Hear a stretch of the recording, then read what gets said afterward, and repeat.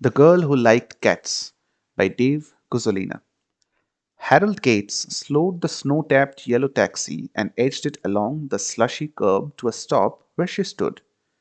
Shivering in a tattered wool coat in a January blizzard on the steps of her unlit apartment building, he watched as she sidestepped a few crushed beer cans strewn on the sidewalk, pulling open the heavy door and sliding into the back seat. Evening, missy. The driver gave his cap a polite lift, showing a shock of white hair matching his thin mustache. Where to, missy? A slim hand reached forward with a slip of paper between two fingers. He read it and knuckled it up his cap and scratched his head. Are you sure, missy? She took the paper back. Yes, I'm sure.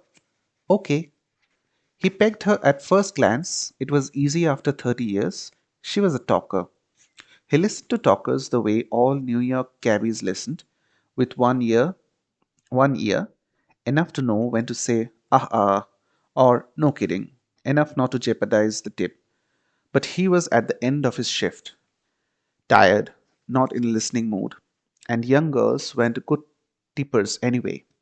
A furtive peek into the rearview mirror showed a slender face and neck glowing stark white in the cab's darkness and a scarf covering blonde hair. She was at best semi attractive, but bore an angelic, innocent quality the driver likened to his own daughter. Something else, too. As she sat stiffly erect, staring out her window, she seemed a little off to him, like there was vacancy or two upstairs. It didn't take long for her to prove him right. Do you like cartoons, sir? Yes, missy, I do like cartoons. What's your favorite cartoon?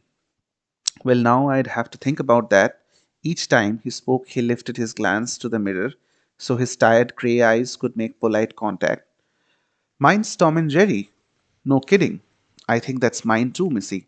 How about that? He navigated conversations as well as it did the city streets. Late night presented less of a challenge for both. The streets were relatively clear, and the passengers usually too done in from a day in the city to want to do anything but sit quietly, like he wished she would. I think I like Tom and Jerry because I like cats. Do you like cats? Can't say that I do, missy. I'm allergic. I had three cats. I loved when they purred. I could have a bad day and feel sad, and when I got home and they ran to me and purred happily, it gave me a good feeling inside. She smiled for the first time, and he saw that she had a pretty smile. Like, I'm wanted, you know. Yes, I think I do, missy. He surprised himself with his sincerity. You don't have cats anymore? He saw her shake her head. Mamma made me give them away. I cried. I'm sorry to hear that, missy. More surprisingly, sincerity. The cab sped away from the city lights for the darker four lane to the suburbs, zooming down Interstate 495 for Long Island. With her palm, she wiped away a thin fog that had formed on her window. Isn't the snow beautiful? It's a little tough to drive in, but yeah, I guess it's nice. He took the exit for Sands Point, and presently ornate iron gates glided by. We're in the high rent district now, missy. Mansions, uppity rich people. I used to work here. You did? What did you do? I cleaned. I'm a cleaning person. I'm good too. I'm sure you are. I'm going to live here. It's my dream come true. Mama will be so proud of me. She paused before saying the obvious sadness. She doesn't like me much. Harold told himself nobody with a heart could let that go. Oh, now, missy, I find that truly hard to believe. A nice girl like you. No, it's true. She says so a lot, calls me ugly and stupid, stupid because of my condition. But don't worry, I work and I have money. I know how to count. I'm not worried, missy, and your mother should be ashamed. You're pretty and you're not stupid. I graduated high school last year, right at the time. Some of my friends were held back. Well, there you are then. That proves it. Slowing down as he approached the address she gave him, he became troubled. So, are you a live in housekeeper or something at this place? I was. Trevor said his wife made him get rid of me, so I had to move back in with my mom. He gave me a job cleaning his office. It's a really nice office. She paused again. I don't like cleaning toilets. I don't blame you, missy. In a day on the job, he chauffeured around many reminders of how lucky he was. This girl was one. I don't want to keep calling you Missy. I call every girl Missy. I like you and call you by your name, sweetie. What's your name? She announced it proudly. Ellie John Richards, soon to be Ellie John Harris. Well, nice to meet you, Ellie John Richards, soon to be Harris. I'm Harold Gates. Nice to meet you, Harold Gates. There was a smile in her voice.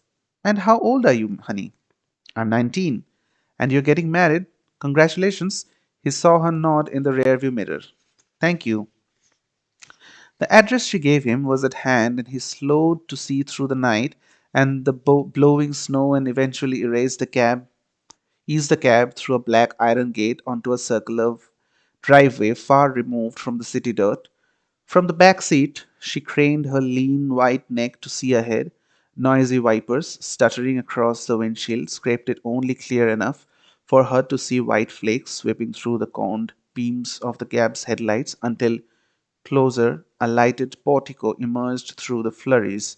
He felt her excitement as a massive Georgian style mansion materialized with dramatic suddenness behind the portico. Isn't it beautiful, Harold? That it is, Ellie Jean, he said, showing the cab, slowing the cab to a stop. But I'm confused, sweetie.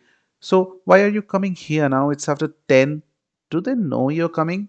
No, it's going to be a surprise. She counted out the amount on the meter carefully as she laid the bills and coins into the cabbie's outstretched palm and added a tip, taking a while to be sure what was expected.